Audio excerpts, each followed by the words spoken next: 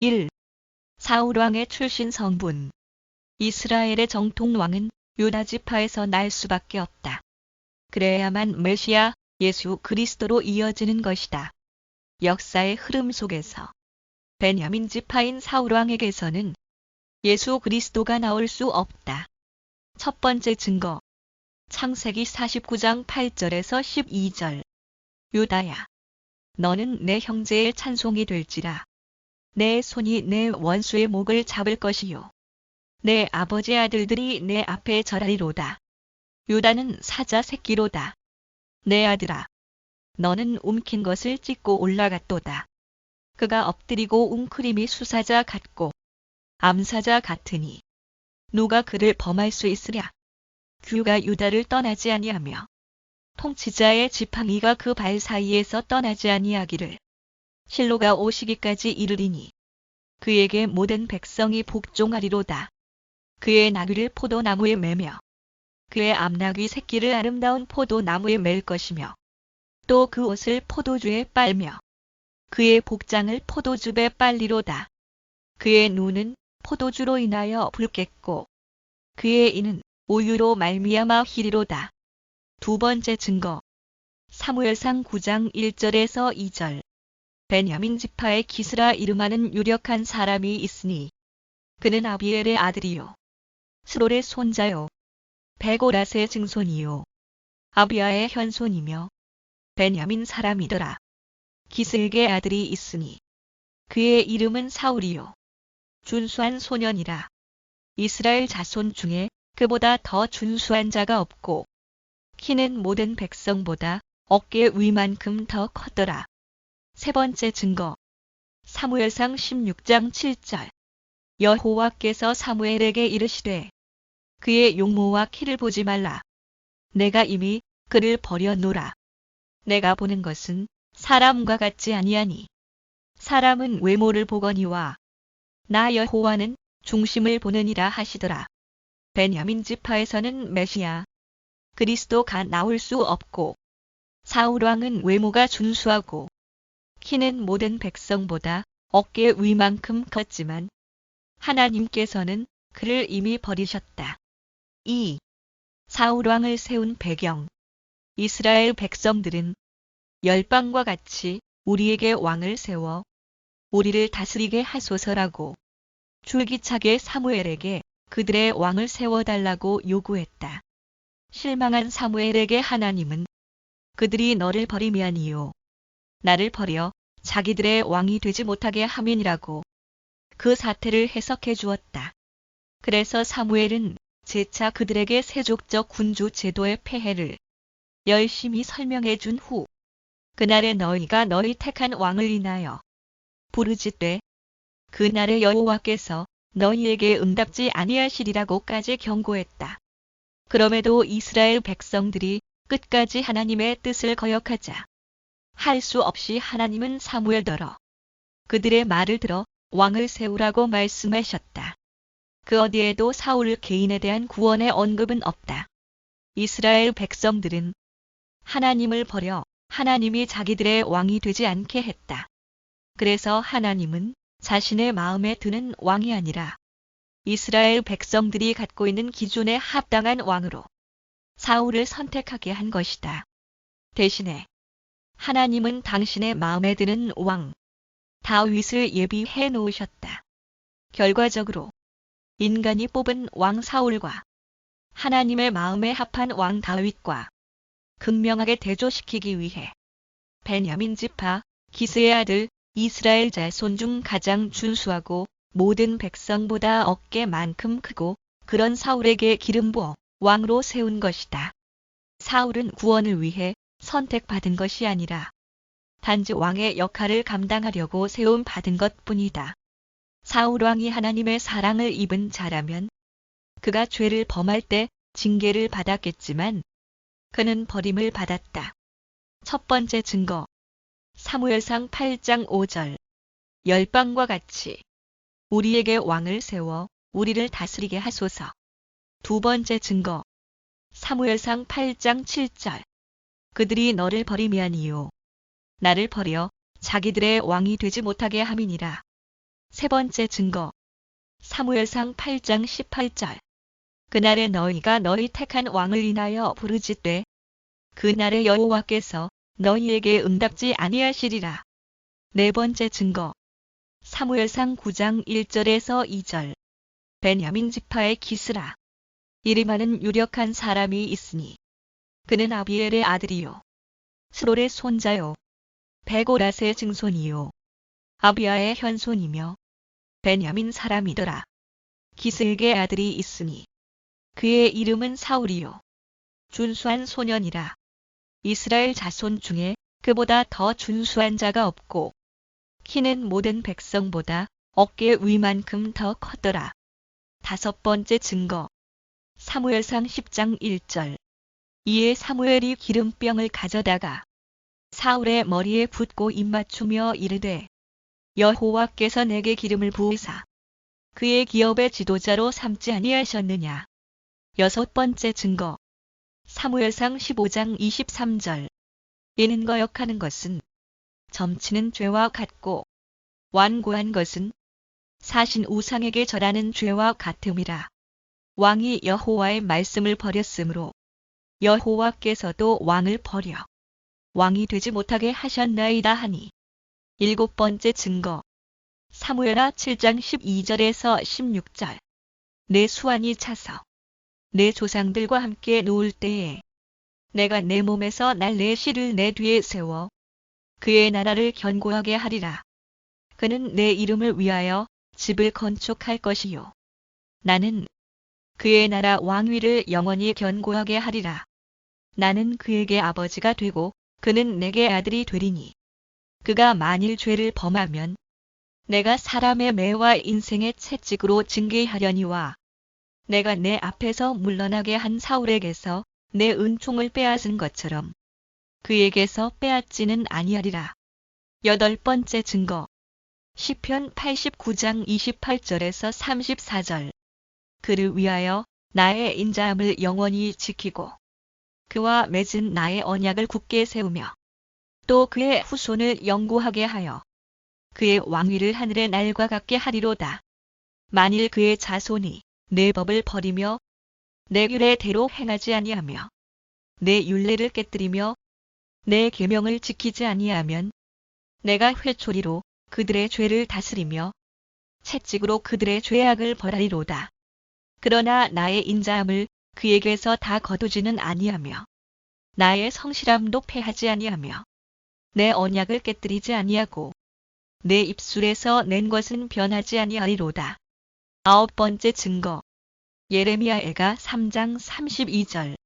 이는 주께서 영원하도록 버리지 아니하실 것임이며 그가 비록 근심하게 하시나 그의 풍부한 인자하심에 따라 긍휼히 여기실 것임이라.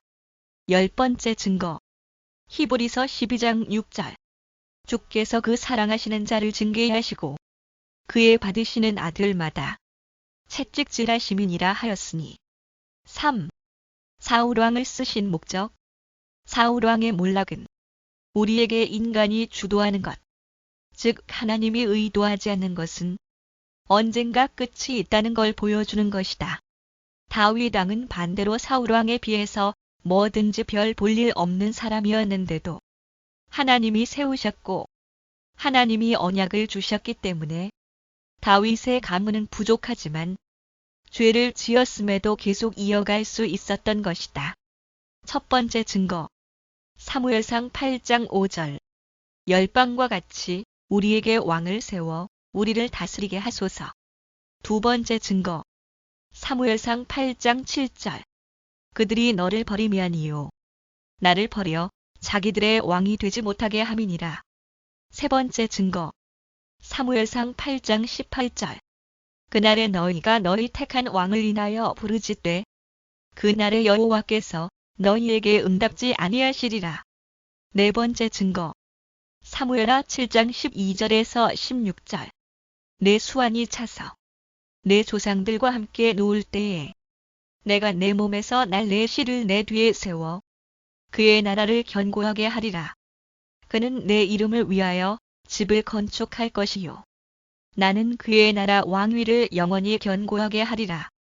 나는 그에게 아버지가 되고 그는 내게 아들이 되리니 그가 만일 죄를 범하면 내가 사람의 매와 인생의 채찍으로 징계하려니와 내가 내 앞에서 물러나게 한 사울에게서 내 은총을 빼앗은 것처럼 그에게서 빼앗지는 아니하리라.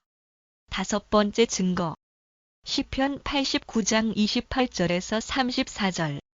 그를 위하여 나의 인자함을 영원히 지키고 그와 맺은 나의 언약을 굳게 세우며 또 그의 후손을 영구하게 하여 그의 왕위를 하늘의 날과 같게 하리로다.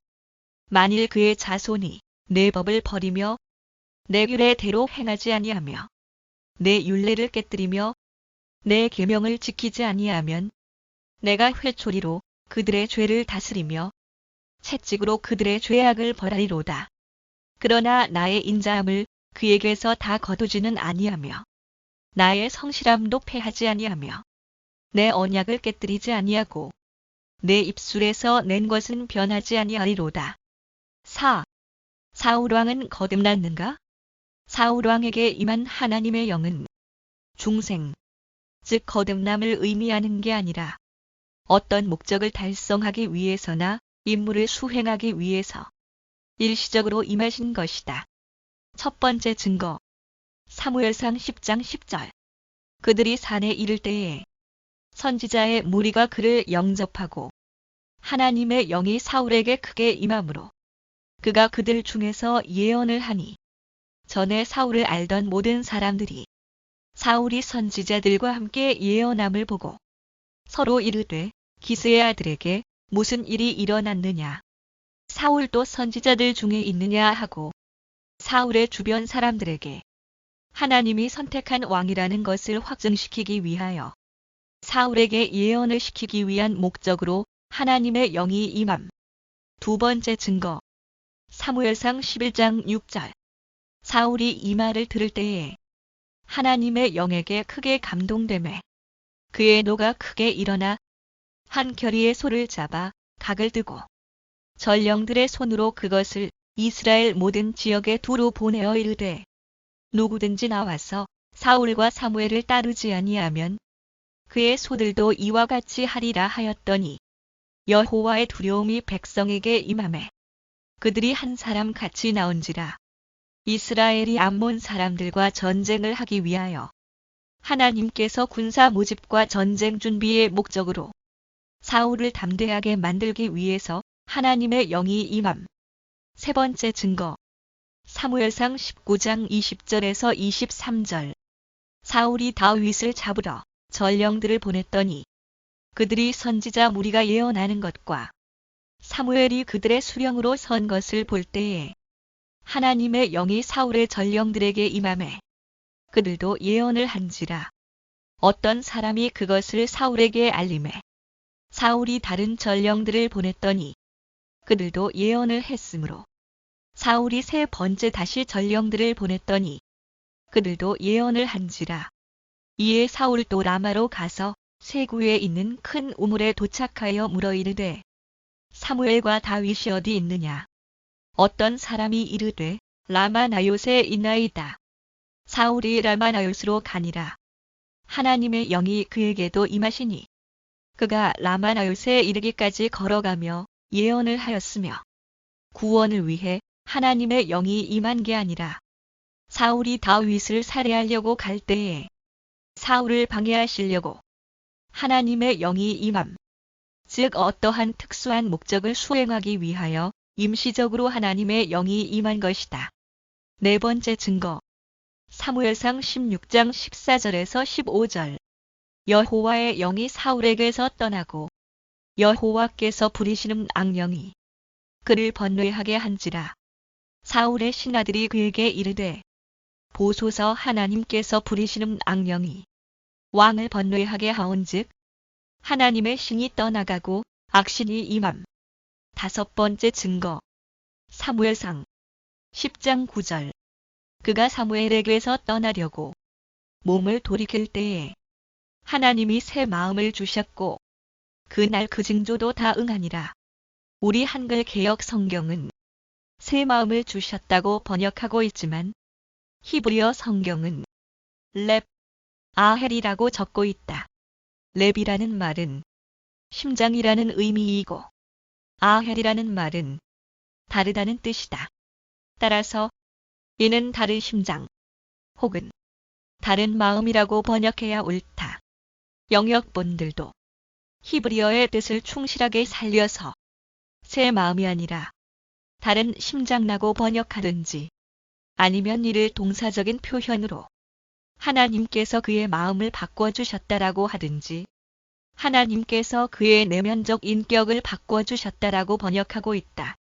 여호와의 영이 그에게 강하게 임하시자 사울은 딴 사람이 되었고 또한 예언도 하게 되었다. 개역 성경처럼 새 마음이라고 번역할 때 우리는 성령의 역사로 말미암아 변화된 새로운 사람으로 혼돈할 가능성이 많다. 어떤 사람들은 하나님께서 왕이 될 사울에게 성령을 주셔서 새로운 사람이 되게 하셨다고 해석하는 사람이 있다. 말하자면 중생하고 거듭난 사람으로 생각하는 것이다. 그러나 사울은 중생한 사람은 아니다. 만일에 사울이 중생한 사람이라면 왕이 되어 번번이 하나님의 뜻을 거역하며 하나님께서 기름 부으신 자를 대적하고 죽이려 하고 심지어는 노베 제사장 85명과 그들의 가족을 몰살하는 만행을 저지르지 않았을 것이다. 그에게는 성령은커녕 악한 영이 들어와 괴로움을 당하고 있었으며 말년에는 엔돌에 신접한 여인을 찾아가 자신의 운명을 점친다. 따라서 하나님께서 사울에게 주신 다른 마음이란 중생한 마음이 아니라 앞으로 왕으로서 이스라엘을 다스릴 수 있는 일회성 은사나 능력으로 이해해야 한다. 참고 요한복음 14장 16절 내가 아버지께 구하겠으니 그가 또 다른 보혜사를 너희에게 주사 영원토록 너희와 함께 있게 하리니 신약에서 주시는 하나님의 성령은 어떤 목적을 달성하기 위해서나 이를 수행하기 위해서 오신 게 아니라 구원을 위하여 영원히 성도 안에 내주하시는 것이다. 히브리서 6장 4절에서 6절 한 번 비추임을 얻고 하늘의 은사를 맛보고 성령에 참여한 바 되고 하나님의 선한 말씀과 내세의 능력을 맛보고 타락한 자들은 다시 새롭게 하여 회개케 할 수 없나니 이는 자기가 하나님의 아들을 다시 십자가에 못 박아 현저히 욕을 보임이라. 성령의 일시적 은사는 체험하지만 거듭나지 못하는 분류의 사람들도 있다. 결론은 사울왕의 출신 성분을 보면 이스라엘의 정통 왕은 유다 지파에서 날 수밖에 없다. 그래야만 메시아 예수 그리스도로 이어지는 것이다. 역사의 흐름 속에서 베냐민 지파인 사울왕에게서는 예수 그리스도가 나올 수 없다. 사울왕을 세운 배경을 보면 이스라엘 백성들은 열방과 같이 우리에게 왕을 세워 우리를 다스리게 하소서라고 줄기차게 사무엘에게 그들의 왕을 세워달라고 요구했다. 실망한 사무엘에게 하나님은 그들이 너를 버리면이요 나를 버려 자기들의 왕이 되지 못하게 함이니라고 그 사태를 해석해 주었다. 그래서 사무엘은 재차 그들에게 세족적 군주 제도의 폐해를 열심히 설명해 준 후 그날에 너희가 너희 택한 왕을 인하여 부르짖되 그날에 여호와께서 너희에게 응답지 아니하시리라고까지 경고했다. 그럼에도 이스라엘 백성들이 끝까지 하나님의 뜻을 거역하자 할 수 없이 하나님은 사무엘더러 그들의 말을 들어 왕을 세우라고 말씀하셨다. 그 어디에도 사울 개인에 대한 구원의 언급은 없다. 이스라엘 백성들은 하나님을 버려 하나님이 자기들의 왕이 되지 않게 했다. 그래서 하나님은 자신의 마음에 드는 왕이 아니라 이스라엘 백성들이 갖고 있는 기준에 합당한 왕으로 사울을 선택하게 한 것이다. 대신에 하나님은 당신의 마음에 드는 왕 다윗을 예비해 놓으셨다.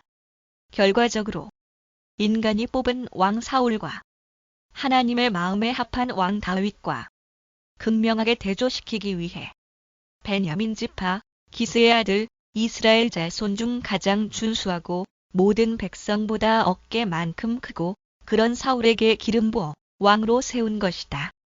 사울은 구원을 위해 선택받은 것이 아니라 단지 왕의 역할을 감당하려고 세움 받은 것뿐이다. 사울 왕이 하나님의 사랑을 입은 자라면 그가 죄를 범할 때 징계를 받았겠지만 그는 버림을 받았다. 사울 왕의 몰락은 우리에게 인간이 주도하는 것, 즉 하나님이 의도하지 않는 것은 언젠가 끝이 있다는 걸 보여주는 것이다. 다윗 왕은 반대로 사울 왕에 비해서 뭐든지 별 볼 일 없는 사람이었는데도 하나님이 세우셨고 하나님이 언약을 주셨기 때문에 다윗의 가문은 부족하지만 죄를 지었음에도 계속 이어갈 수 있었던 것이다. 사울 왕에게 임한 하나님의 영은 중생, 즉 거듭남을 의미하는 게 아니라 어떤 목적을 달성하기 위해서나 임무를 수행하기 위해서 일시적으로 임하신 것이다.